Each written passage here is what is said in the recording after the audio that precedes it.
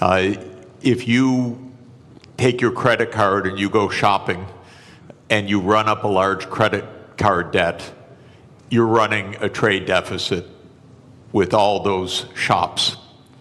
Now, it would be pretty strange if you then blamed all the shop owners for having sold you all those things. You're ripping me off, you're ripping me off, you're ripping me off, I'm running a trade deficit. That is the level of understanding of the President of the United States. The trade deficit does not represent at all trade policies. It represents spending relative to production or earnings. We call that an identity. I teach it in the second day of my course in international monetary economics. Trump never made it to the second day. So he says, you're running a trade deficit. Look, they're all cheating me. But all that's happening is the United States is outspending its national income. And you can look at the national income chart. You can add up consumption and investment and government spending, and you could subtract off gross national product, and lo and behold, what will that equal? Not approximately, exactly. That will equal the current account deficit, which is the comprehensive measure of how much you spend on goods and services versus how much you sell in goods and services. So the United States runs a current account deficit because it spends more than it produces. Why does it do that? We have a big credit card in the United States. It's called the national government. The US government spends about $2 trillion a year more than it takes in revenues. What it's doing is making transfers to the American people and to American businesses. It doesn't tax Americans for those transfers because, here's another little fact, because the congressmen that vote on the budget got into office by being paid for their campaigns by rich people who don't like taxes. So the political system says, spend, but don't tax us. So we run a chronic deficit in the United States. That spending goes out either as transfer payments or goods and services, and that's more than our national income, which is about $30 trillion, and our spending is about $31 trillion. And that's our trade deficit. And for that, Donald Trump blames the world. Okay, I fail him for this if he were my student. He's my president. It's a little weirder because when he did this, in 2 days, the world lost $10 trillion of market capitalization. By the way, where did it go? Did it get transferred from here to here? No. It got destroyed. Why destroyed? Because trade, something also the President of the United States doesn't understand, is mutually beneficial. So if you stop trade, everybody loses. It's not that one side wins, the other side loses. He cannot understand that concept as a guy that traded real estate in New York. So his idea is somebody had to win, somebody had to lose. But what happened when he made this announcement was $10 trillion was wiped out worldwide. It's not that the US went up and they went down. No, everybody went down. Because the whole world system is based on a division of labor, and he's breaking that division of labor into pieces. So then people said, this doesn't make sense. Even the very rich people that gave him the money for him to get into office started saying this doesn't make sense. The hedge fund managers who were his big campaign contributors. Elon Musk, who paid for his election and became prime minister, he said this doesn't make sense. And then the markets said this doesn't make sense. Not only $10 trillion, but as the finance minister said, interest rates started to rise because people began to dump U.S. Treasury debt. The safest thing in the world, apparently. So, interesting what happened. It's not quite true that he reversed things. First, he left on this 10% tariff, except for one country, for China, 145% where he on some raised products. the tariff rates. That's because the United States has a deep, neurotic attachment to China. The U.S. political system hates China. Why? Because China's big and successful. And so that the U.S. hates. It's a rival, it's a competitor, and so this is the one thing he left on. Now he's going to mess up everything with this too, because in a trade war between the U.S. and China, China wins. China does not depend on the U.S. market very much. It's about 12% of China's exports. China will do just fine. It's just dumb policy. There's no more, sorry to say it, there's just no more explanation to this than that. It makes no sense. Now, it raises, if I could, just one last point. How can this happen when it makes no sense? And that, people should understand, we are in one-person rule in the United States. Our political system is in a state of collapse.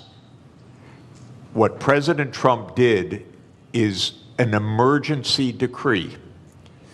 Everything he does is an emergency decree. Literally, you can go on to whitehouse.gov and then follow the menu to executive decrees. And there are dozens of them. And each one starts the same way. With the powers invested in me as President of the United States, I hereby declare A, nonsense, B, nonsense, C, nonsense. Because he's king. Those powers are not invested in the President of the United States. They're invested in the Congress. You read Article 1, Section 8 of our Constitution. It says that all duties originate with the Congress. And specifically in the lower house, all legislation has to start in the House of Representatives. But the U.S., starting in 1945 after World War II, became a military state to a large extent. And so it sprinkled in its legislation emergency, emergency, emergency. And Trump doesn't have to prove anything's an emergency, he just has to say something's an emergency. So suddenly the trade deficit became an emergency, and on that basis he issues a one-person rule. Even his aides don't know what he's doing. You raise one final interesting issue, which is that the market recovered about $4 trillion when he reversed. Anyone who knew that 5 minutes before made billions. This is not the cleanest government in the world, I can tell you. I'd be hugely surprised if some people didn't know just a bit ahead of time, starting with members of the U.S. Congress, by the way.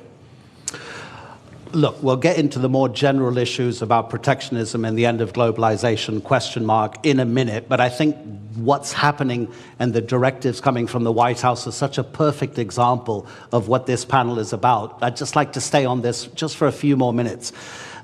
Minister, is protectionism always a short-term aim And does it always come at the expense of the longer-term gain?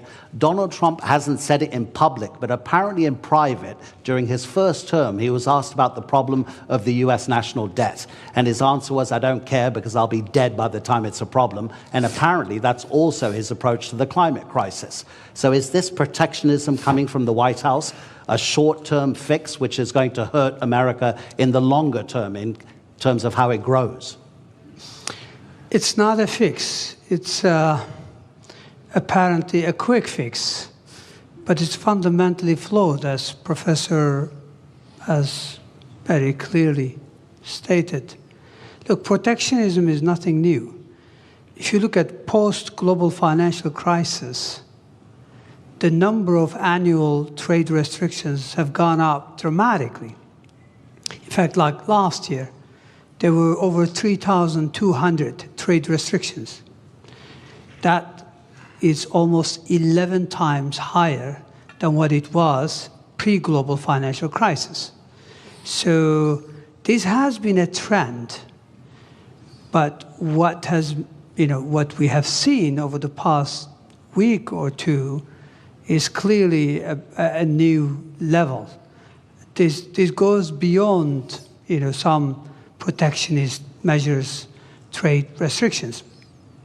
This goes into something, an all-out trade war. So that's really worrisome, because if you go back, again, I mean, if you look at 20 years to global financial crisis, global annual trade growth was 2 times world real GDP growth rate.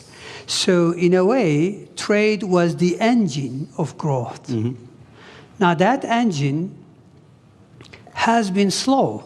So if you look at post-global financial crisis, global trade growth barely kept up with real GDP, global GDP growth. So that's no longer really one of the kind of like a strong engine. But I think the way things are now, if current state of affairs is sustained, we may end up actually protectionism dragging global growth. It is not only growth, it's really, there are many, additional fallouts from this type of policies. Absolutely, yeah. Yeah. So the answer to your question, this is not a fix. This is a fundamentally flawed, policy perspective. Obviously, countries have choice. They always have a choice. But we would rather, see world moving back to rule-based, multilateral framework, where everyone benefits. I think I agree with Professor. Over 1 billion people since 1990s have been lifted out of poverty, predominantly in Asia. I'm talking about absolute poverty here. And that's largely thanks to, trade and growth associated with that trade. So it is worrisome that we are now experimenting policies that may actually reverse some of these gains, which I think were very important. 1 billion people out of absolute poverty cannot be underestimated. It's quite significant. Now, admittedly, trade do cause geographic dislocations, but the solution is not protectionism. The solution lies more internal sound policies, structural remedies, but also you can deploy tax policy incentives and other things to address, dislocations in regions caused by, global trade openness. So it's not a level, but protectionism will create more inequalities. It will create bigger problems. Already you've got significant headwinds for global growth. Aging population, high global indebtedness, impending climate crisis. So protectionism is going to be yet another big blow to long-term growth outlook. And that's why growth is barely, sustained at 3%. I think the risk is that we will move to a new era where per capita GDP growth will almost disappear if we continue down this path. Really interesting what you say about protectionism having fallout in other sectors, and we will get on to that, about how it might affect cooperation on the climate crisis, global health, et cetera, But let's use one country as a particular example about how a nation can react to protectionism. So we have the US tariffs, which in 90 days will come into effect beyond the 10% that Donald Trump has placed. Let's take two rich countries. UK and Singapore will stay at 10%. Bangladesh and Botswana will both go up to 37%. Laos will be 48%. Syria will be 41%. Lesotho in southern Africa will be 50%. In 2023, the US exported to Lesotho $7.33 million worth of goods. Lesotho in that same year exported to the United States $228 million. The US GDP per capita in 2023 was $82.8 thousand per person. In Lesotho, it was $916.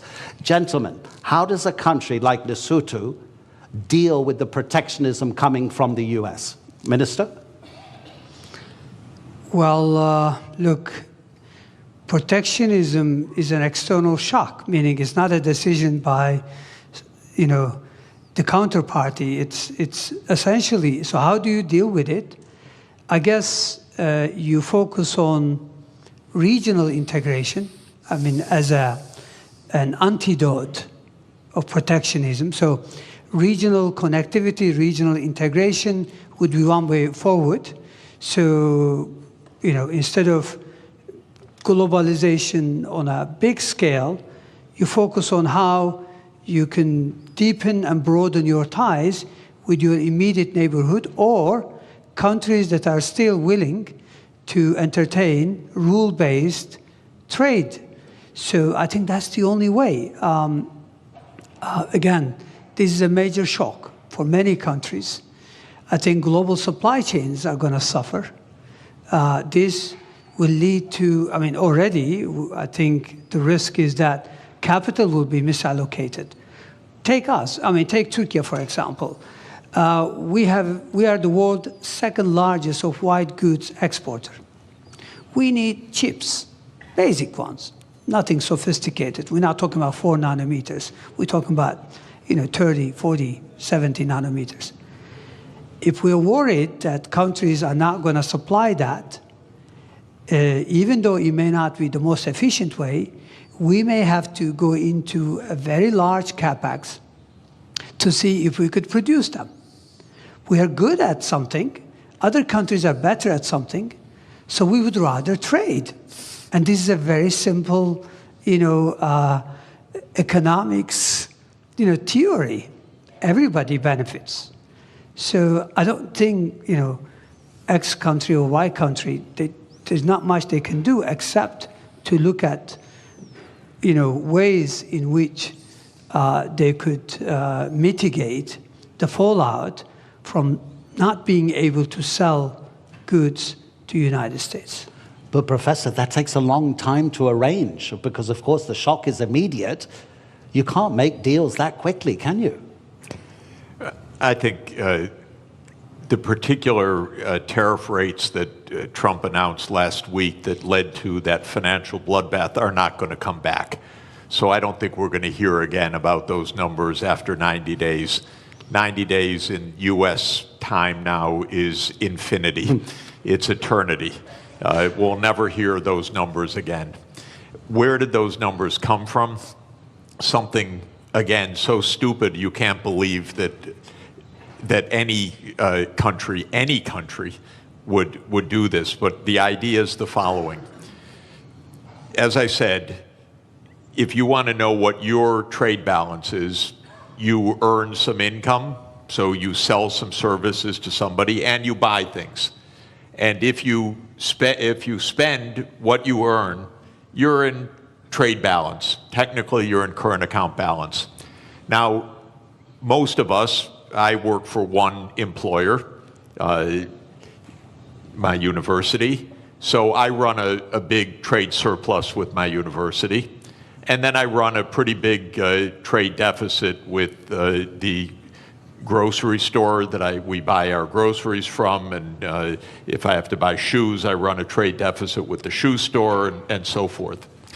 Trump's idea, just to add to the craziness of it, is that you should run a trade balance with everybody, not an overall trade balance, but a trade balance with everybody. So you should sell a little bit, you should work a little bit for your shoe store, you should work a little bit for your grocery store, you should go around anytime you want to shop, you trade something. I'll write you an essay if you'll sell me shoes. And you make your living somehow trying to balance your trade with all of your counterparts.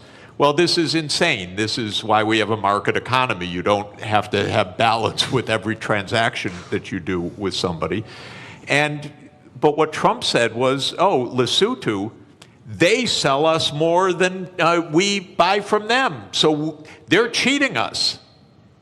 That's literally what he said. Literally what he said. Okay, is it completely delusional or rhetoric? It's delusional, okay? Just so you know. It's weird. But anyway, now then he calculated a formula. Okay, Lesotho, we have to tax them by the amount to reduce the imports from them so that we have balance with Lesotho. And then they made some absolutely stupid formula that you would not accept in a first year, third week class. It came out of the US Trade Representative's office. They probably were told, do it overnight, the boss wants it. And then they came up with a list of tariffs, country by country, based on the bilateral trade balance. You cannot make this stuff up. This is not it used to be not a Mickey Mouse country, my country. But this is Mickey Mouse. This is not, and I apologize to Mickey Mouse. He would not do this. Mickey Mouse is smarter than this. So we are in a crazy land, actually, with this. Now, it stopped for a moment. We'll never hear those numbers again. I don't know what we'll hear in 3 months. God help us, really. Because it probably won't have to do with trade. It'll have to do with something else. But we can't normalize this as what's the rationale, how to negotiate, what to do. Of course, 60 countries immediately said, we'll rebalance with you. And the President of the United States literally used the language I'm about to use. I'm quoting him because otherwise I would never say this. He said, 60 countries are coming to kiss my ass. He said that in a public speech, the President of the United States. So this is, I'm sorry, I apologize. No, but it's presidential language. Yeah. Okay? I'm only speaking at high political terms. So we cannot normalize this. We have to say no. We didn't spend 100 years on 200 years, 207 years since David Ricardo put forward the idea of comparative advantage, okay? And we have been building the trade system since the ruins of World War II for 80 years. And we have been building the World Trade Organization, which the US led the creation of, I think it's fair to say, for 31 years. This should not be normalized to try to figure out what is the theory of this. And it's a more fundamental point, ladies and gentlemen. The United States is a rogue nation right now on many things, not just on trade, but on making Gaza into the US Riviera, on whatever it wants to say. It's a little bit of a rogue nation. For the world to hold together, the rest of the world has to say, we're not going down crazy lane. We're going to be responsible. We're going to go to the UN, we're going to go to the World Trade Organization. We're not going to get into this downward spiral. Because if we normalize craziness, there is no way out. You mentioned Mickey Mouse, but there's a kind of a theme here from Bloomberg, the news agency. These are its headlines in the morning and the afternoon of Tuesday, Wednesday, and Thursday. Tuesday morning, this is madness. In the afternoon, a clown show. On Wednesday, stocks keep falling. In the afternoon, could have been worse. Thursday morning, assessing the damage. Thursday afternoon, Trump blinks. Minister, and by the way, if yeah. I may, because it's interesting, because I'm living in this crazy world, the Secretary of Treasury then, with all deference to a person who has a very hard job, he says, this was planned all along when Trump dropped this. Can you imagine? He couldn't say anything else, though. Well, yeah, I know, but to hear this from your Treasury Secretary is not also reassuring, because all you hear is a crazy land rather than what we need to hear, which is rationality. Okay, so let's make it more general for the moment. And by the way, ladies and gentlemen in the audience, I'll give you a few minutes at the end if you want to ask our two panelists a question. We'll try to get a few questions in from the audience. So to broaden it out, Minister, as the professor says, and pretty much everybody agrees, protectionism doesn't make economic sense because in the longer term, it's going to cost everybody. So what's driving increasing protectionism, not just in the United States, but in other nations as well? Because if it doesn't make economic sense, does it mean it then becomes a political statement from the person imposing that protectionism to almost appear as like a nationalist moment to bring people towards that decision maker politically rather than economically? Well, it's easy to explain. I think what is driving the current, what seems like a fundamentally flawed policies is, first of all, let's set the scene. I mean, there's a geostrategic competition between China and the United States. We know that. China has what it takes to become a superpower because it has human capital, it has state-of-the-art infrastructure, and now it's catching up in technology. The United States considers itself as the hegemon power. So we know from history there's always been tensions between existing superpowers and emerging ones. It doesn't have to end this way, meaning in a trade war or any other wars, but it does in the past. I mean, history tells us that we more frequently see tensions rather than cooperation. So what lies behind this? Very simple. Go back to 20 years ago, roughly speaking. China accounts for about 8% of global manufacturing. Today, China accounts for more than 30% of global manufacturing. Who lost ground? United States, European Union, and Japan. United States clearly also sees this. Again, go back to 20 years ago and just visualize a world map. Which country commands as the main trading partner of the rest of the world? Maps are all over the place. Clearly, it was the United States 20 years ago. Today, it's China. Now, normally, the way you would respond, the way I would respond, is that, look, we need sound policies, structural reforms to regain ground.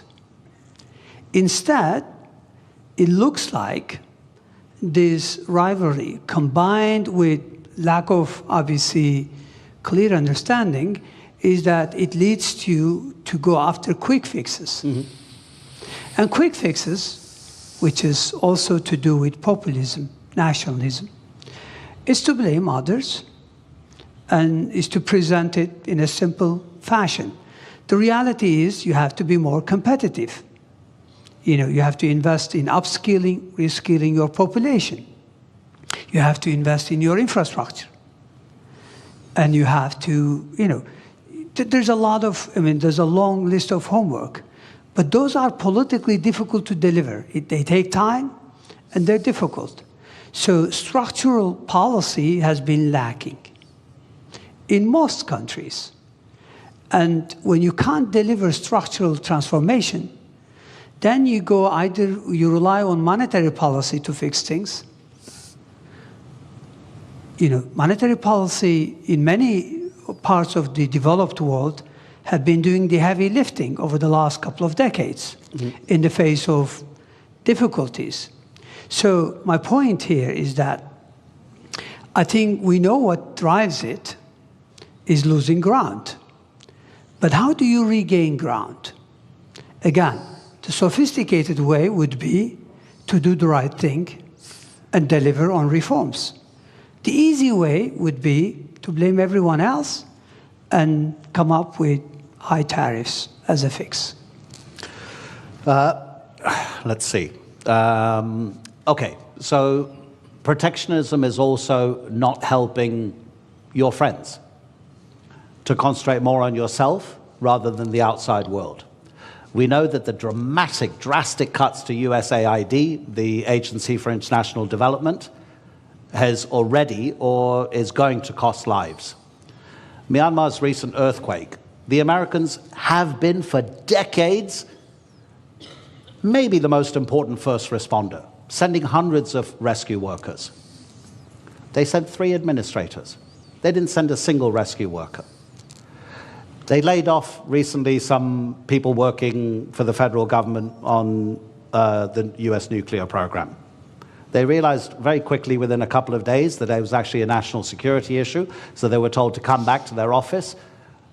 The office said, sorry, they've been excluded from their federal emails, so we can't get in touch with them. So they couldn't re-employ them. Professor Sachs, when you were president of the Earth Institute at Columbia University, it focuses, I've got to read this from the notes. It focuses on sustainable development, this institute at Columbia, including research in climate change, geology, global health, economics, management, agriculture, ecosystems, urbanization, energy, water, everything that we need to live. So how does protectionism affect these kinds of relationships between one country and another country?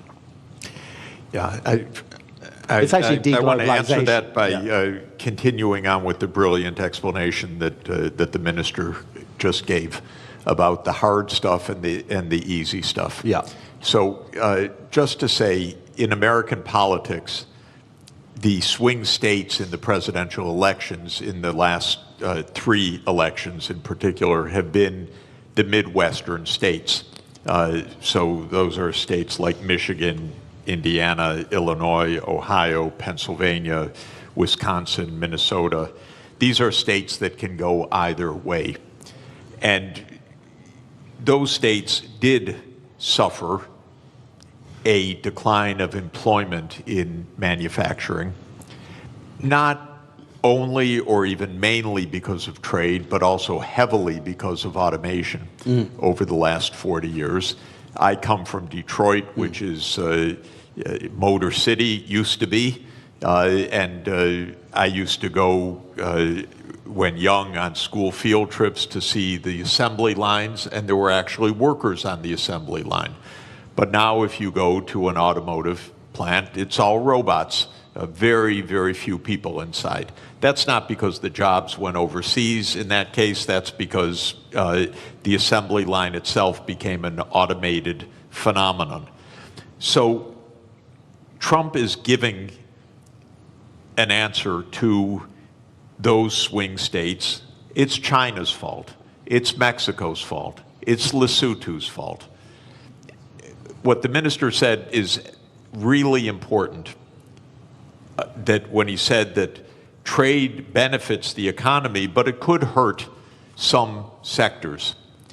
And what you do is not stop the trade, but you make sure that you pull everyone along, maybe in a regional policy, or maybe in job reskilling, or maybe in some other kind of public investment or education policy.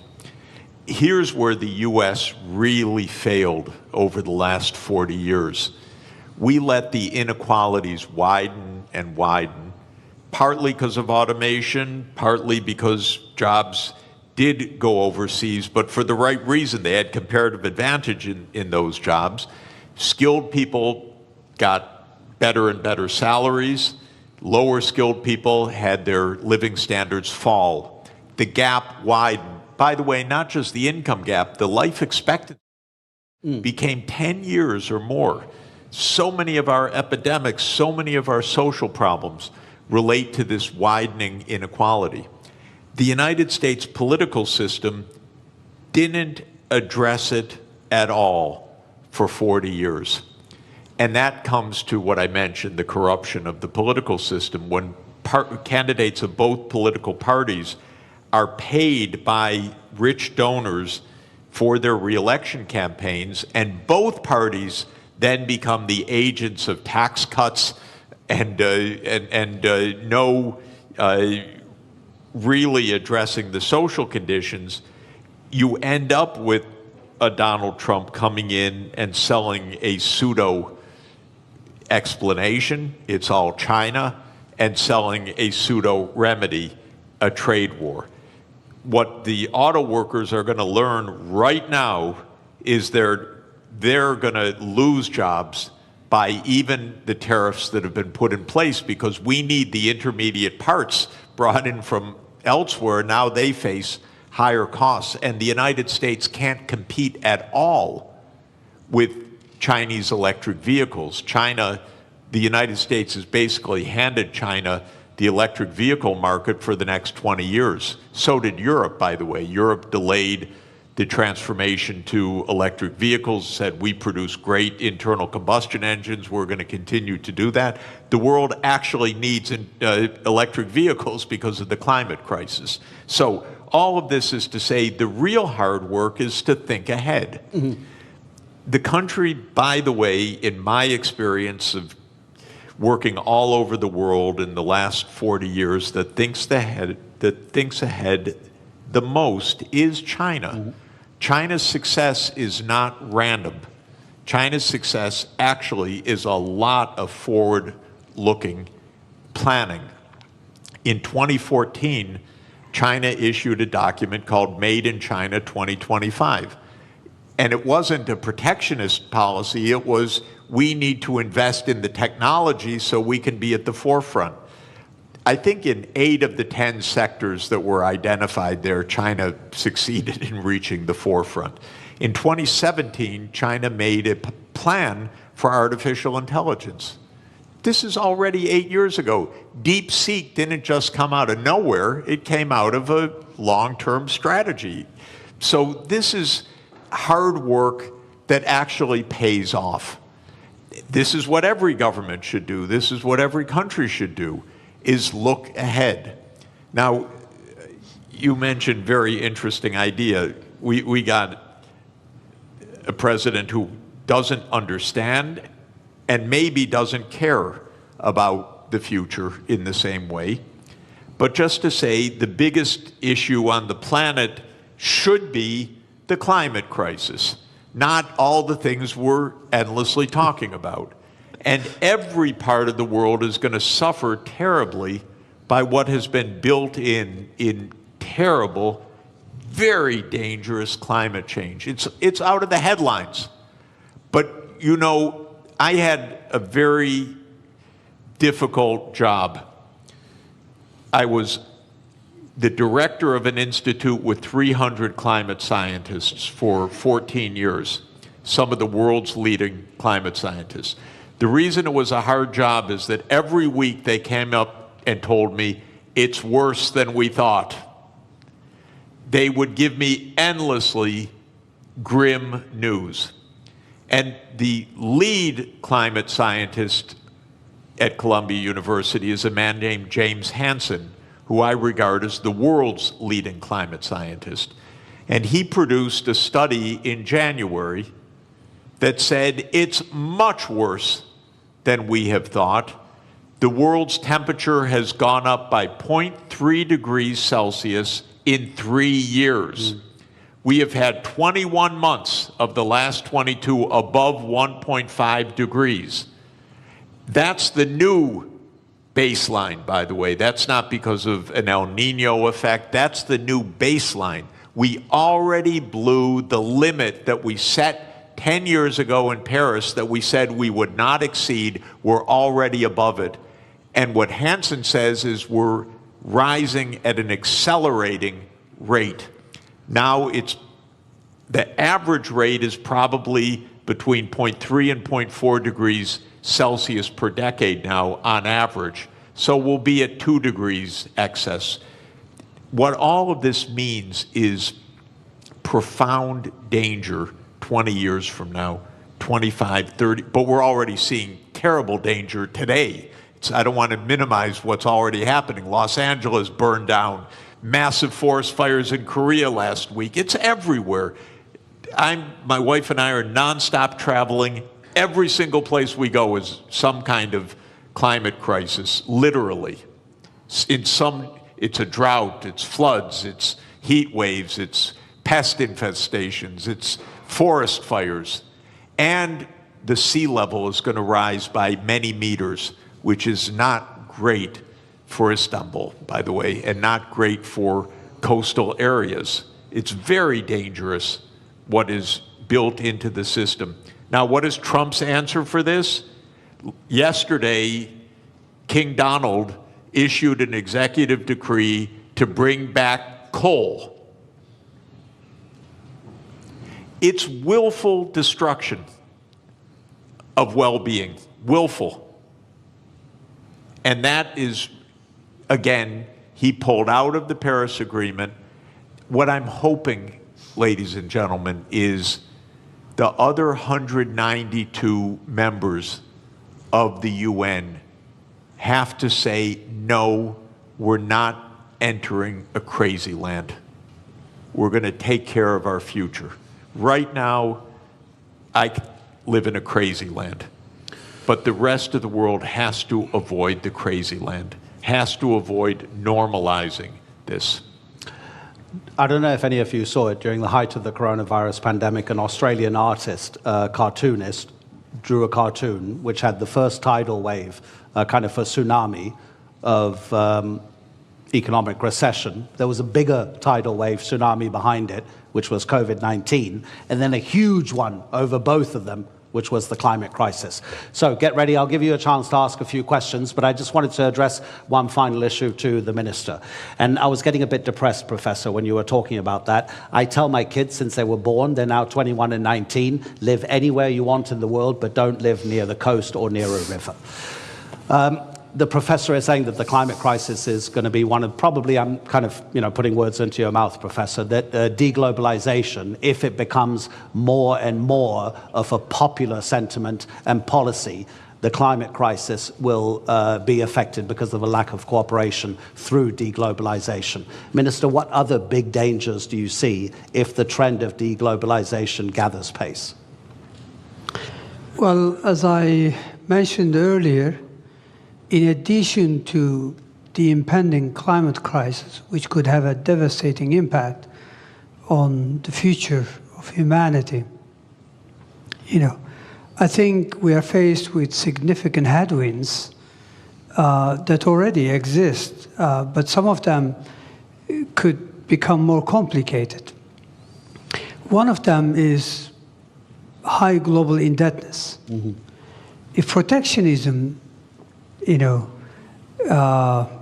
clearly goes the way it is today, meaning if we really go into these trade wars, and if this leads to higher inflation, even for a couple of years, if that's the case, then that means long-term interest rates are likely to rise.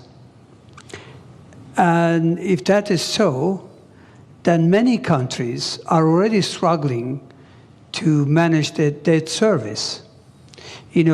Global indebtedness, if you look at it, overall indebtedness was 328% last year. 328% of GDP. Yeah. This is huge. When interest rates are very low, no big deal. But when rates go up, clearly that's a big issue. I mean, look at the Turkish scene. Yes, we've had a domestic domestic issue that led to some market turbulence. But what happened post-April 2, CDS have gone through the roof. CDS are country risk premium.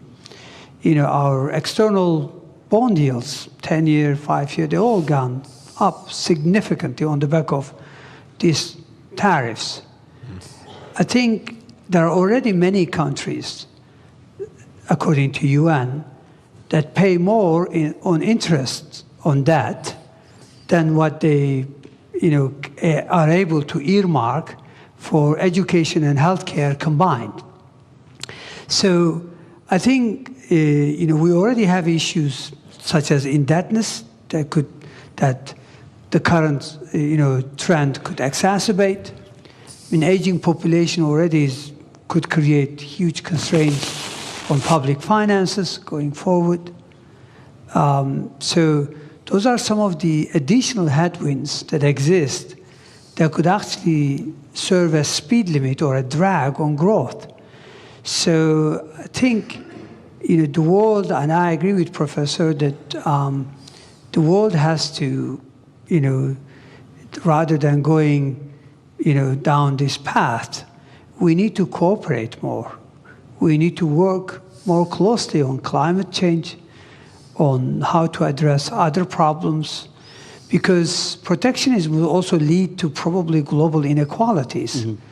If you don't allow AI chips to be freely available to everyone, clearly that's a big issue, because then many countries will be left behind in terms of tapping this AI that has immense potential to boost productivity.